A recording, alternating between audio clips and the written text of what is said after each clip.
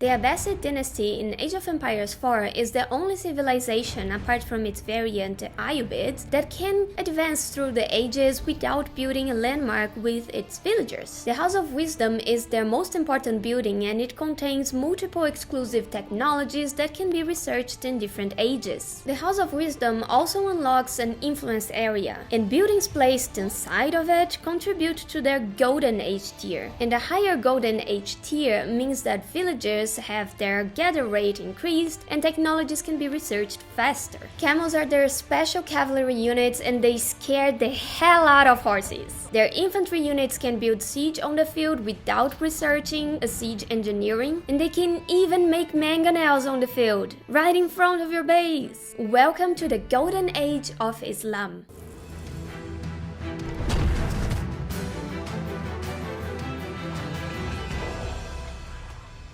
In Age of Empires 4, the Abbasid Dynasty spans the years 750 to 1517, and it's based on the Abbasid Caliphate and the Mamluk Sultanate. During the 70s and 8th centuries, a new faith was about to change the world, and that is the faith of Islam.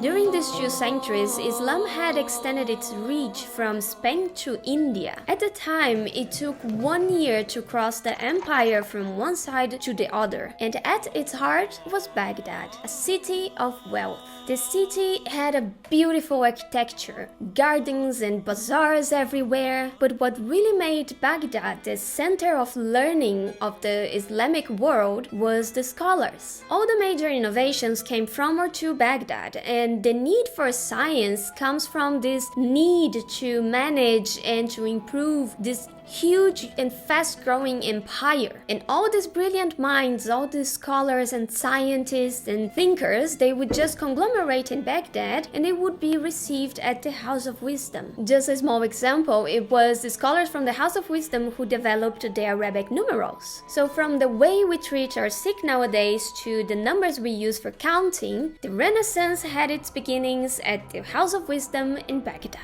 The Abbasid were an Arab dynasty that ruled the Abbasid Caliphate from 750 to 1258, and they were descendants of Muhammad's uncle, and that's where the name comes from. The Abbasid rose to power once they overthrew the Umayyad Caliphate in the Abbasid Revolution.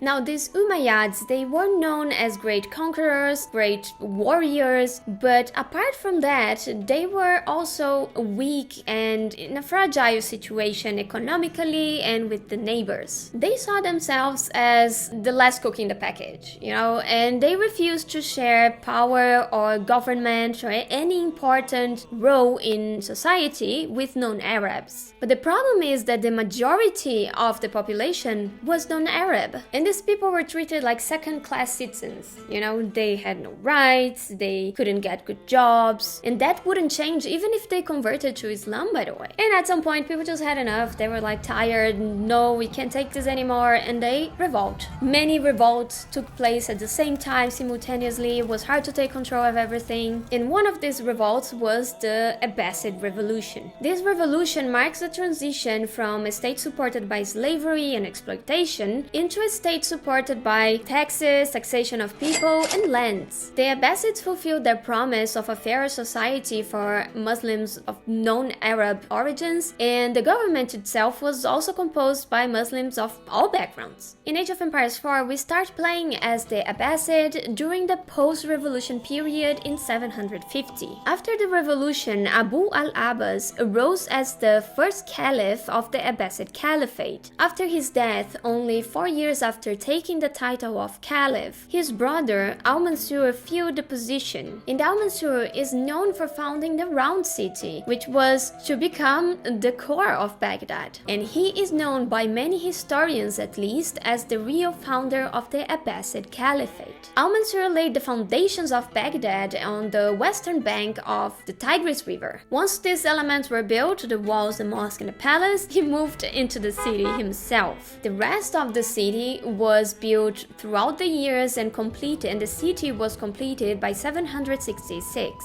Unfortunately, nothing of the city has survived the test of time. Al-Mansur was a very intellectual man, and he focused a lot on science and education and knowledge. And he was the first one to focus on the translation movement, meaning he was the first one to sponsor the translation of ancient Greek texts, like on astronomy, for example, into Arabic. This kickstarts the so-called translation movement. He would also spend money to support and sponsor scientists to come to Baghdad to take a look at those texts and study them. Until this point, the translation movement and all these studies of the ancient Greek texts were taking place at the palace of the Caliph in his private library. It was only under the rule of the fifth Caliph that this palace library expanded and flourished as a world center of knowledge. It was under his rule that part of this palace library was transferred into a new library, and this new library was called the Grand Library of Baghdad, or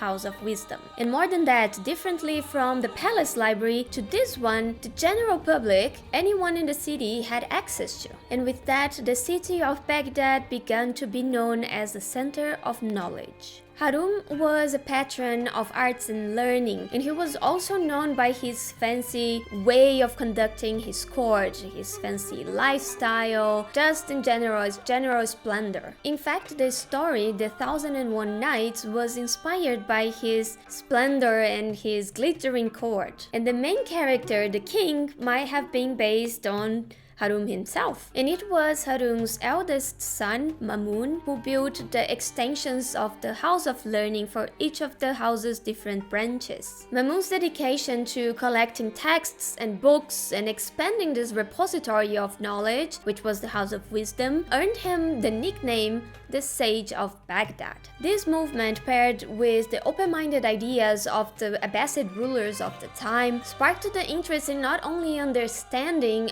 what those texts were saying, but also expanding on them. But knowledge is not the only benefit of translating the books. Translators started to gain recognition for their contributions. They would get even assistance at some point, and they could make a good living for themselves in a way that mothers now, they would aspire for their kids to become a translator, a scientist in a way. There are stories of caliphs that were so ravenous for this knowledge that they would treat books as war bounties. For example, in treaties with the Byzantines, they would demand a handover of a collection of specific books. Okay, so now back to the game. In the game, you have to build a House of Wisdom when playing with the Abbasid in order to advance in ages. And to do that, you can choose different wings to expand your House of Wisdom. So in a way, you act as Mamluk, building and expanding the House of Wisdom. Each wing is going to offer different technologies and bonuses depending on the age that you build them. They all give access to 3 different technologies that can be researched according to the age. Now, interesting though, this is the only landmark, right, that this civilization has, apart from the main town center. And in the game, this House of Wisdom is represented as a single monolithic, big, huge structure. But historians are kinda torn on this idea. Probably in the beginning, yeah, it was only one big institution, one big building, but with time, as it expanded, it most likely turned into a multi-building complex, something like a campus of a university nowadays. But in any case, we don't have anything to prove, any drawings or pictures or rests of ruins or whatever to prove any of these theories, so you can pick the one you like the most. Now let's look into each of the technologies that you can get from the House of Wisdom in Age of Empires 4. If you select the economic wing, you unlock 3 technologies. The Fertile Crescent is the first technology that becomes available in Feudal Age, and it decreases the cost of wood by 30% for all economic buildings, meaning cities and houses are gonna be way cheaper. The Fertile Crescent is a region in the Middle East, and this region is believed to be the very first farming region, as people started to modify the natural vegetation around to grow their own crops. This region is also a bridge between North Africa and Eurasia. Agriculture can be researched in Castle Age, and once researched, villagers gather from farms 15% faster. And the last one, improved processing, is the technology that becomes unlocked once you reach Imperial Age. This technology increases resources dropped off by villagers by 8%. The military wing gives you different units depending on the age that you make it, besides unlocking new technologies. If you age up to feudal age with this wing, you will receive 2 spearmen and 2 archers. If you build it to go to the castle age, you receive 2 camel riders, and in imperial you receive 3 hand cannoneers. And for the technologies, boot camp in feudal age increases the health of all infantry units by 15%. Composite bows in castle age increases the attack speed of archers by 30%. Composite bows were bows made of horn, tendon, and wood. Yep, you heard it right, tendon. You know, the dense, fibrous connective tissue that connects your bones to your muscles? Yeah, that one. Humans have around 4,000 tendons in their bodies, but hopefully they were not using human tendons. In any case, these bows were anything but vegan. That you can be sure of.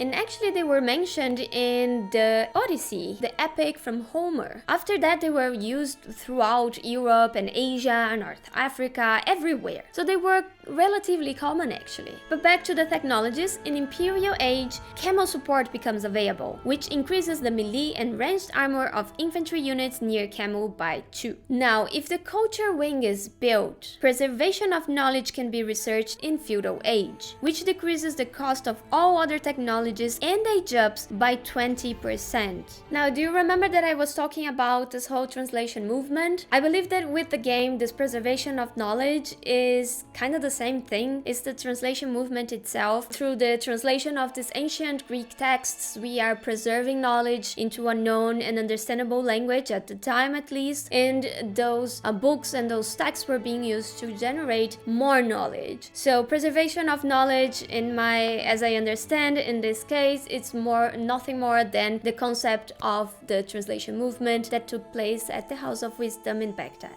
Now, in Castle Age, with the culture wing built, we get access to the medical center's technology. This technology unlocks a passive bonus to keeps that heals all friendly units within a radius. In Islam, it was imperative and very important that they would treat all sick people regardless of their social status or financial situation. We know that some of the first hospitals on this planet were firstly built in Baghdad. In Imperial Age, you get access to proselytization in the House of Wisdom. This technology allows your imams to convert opponents' units without carrying a relic. And finally, the last wing we have to talk about is the trade wing. Constructing the trade wing is going to spawn 3, 4, or 5 traders depending on the age that you build that wing. The technologies from the trade wing is the Grand Bazaar, which allows traders to bring a secondary resource other than stone with every trip. The Armored Caravans technology, which grants 5 extra melee and ranged armor to traders and trade ships. And lastly, the Spice Road tech, which can be researched in Imperial Age, causes traders and trade ships to bring 30% more gold from their trips. During the early Abbasids, a massive international trade network developed throughout the whole continent. The geographical location of Iraq made it act as a bridge between Iran, India, Asia, and China on one side, and the West, Egypt, and Syria on the other.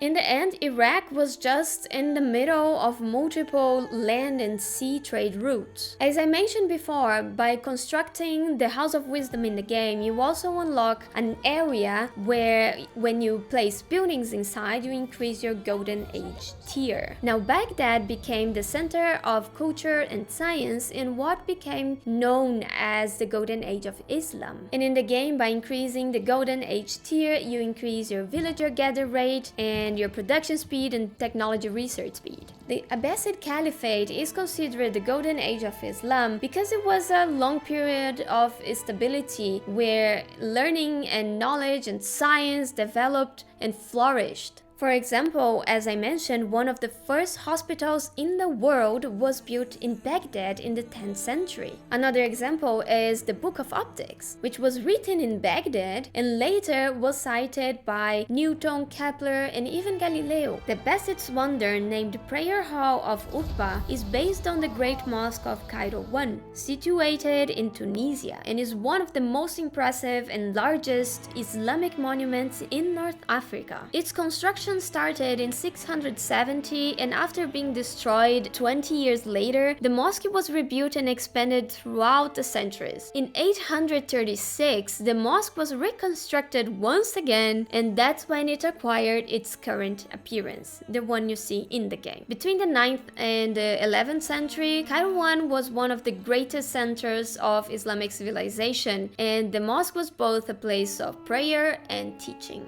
Now we are getting to a period a little bit more unstable. The Great Abbasid Caliphate that was ruling the whole Middle East since seizing power in 750 in the Abbasid Revolution is now split apart due to combinations of internal and external factors, such as political instability and corruption, succession disputes, invasions, and all of that together. And this marks the end of the Abbasid era as a centralized political entity. Well, with that, the Golden Age didn't last forever either. After fending off the Crusaders, something far worse was about to come. Baghdad was burned down to the ground. The streets were silenced, completely deserted, and destroyed. And this time, not by a force from the west, more specifically, the Mongols. And if you have seen my other videos, you know by now that the Mongols were not really the best neighbors to have. The destruction of Baghdad by the Mongols in 1258 is considered the end of the Golden Age of Islam. Now, since the beginning of the 9th century, the use of slave military class developed in the Islamic societies. The Mamluks, for example, they were slaves trained in military arts and combat that formed the base, the foundation of the Islamic military power. The Mamluks were actually considered to be free but loyal to the house or to the master that they served, if that makes sense. The word Mamluk, though, translates to owned or slave in Arabic. And these soldiers, the Mamluks, they were often from Turkic origin, and they would be purchased by Muslim rulers and trained